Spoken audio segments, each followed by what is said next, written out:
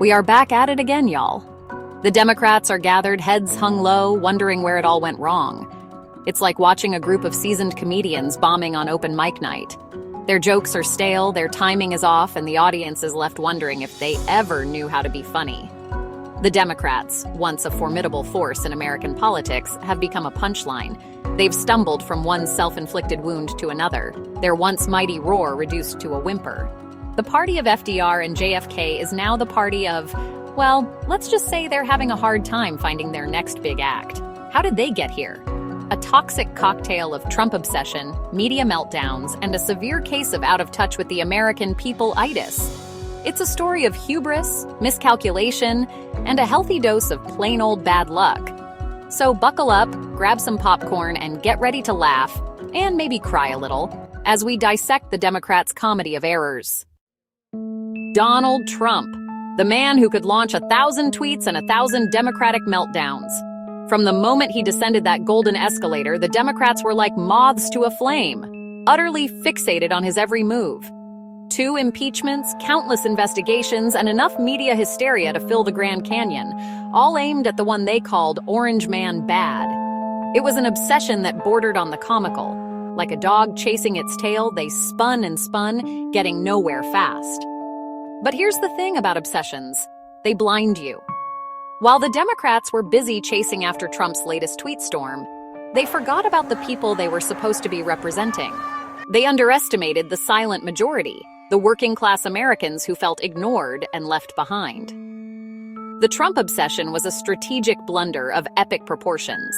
It sucked the oxygen out of the room, preventing the Democrats from articulating a coherent message or connecting with voters on a meaningful level. Okay, if you're finding value in this video, please give it a like and subscribe for more update.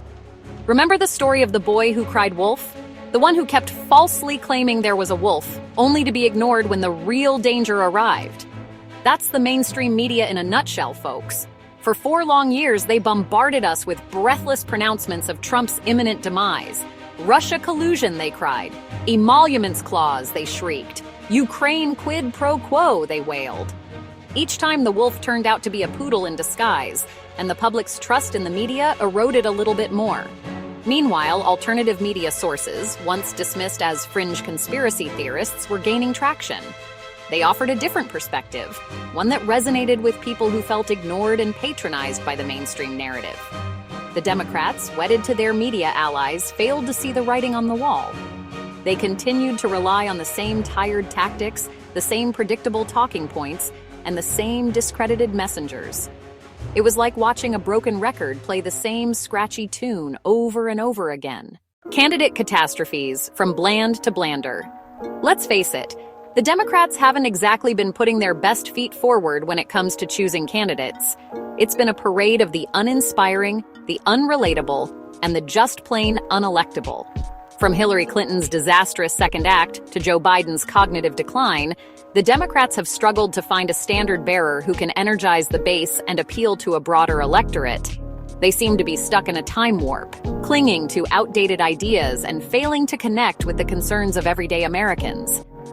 The Democrats' candidate choices reflect a deeper problem, a disconnect from the values and aspirations of the people they claim to represent.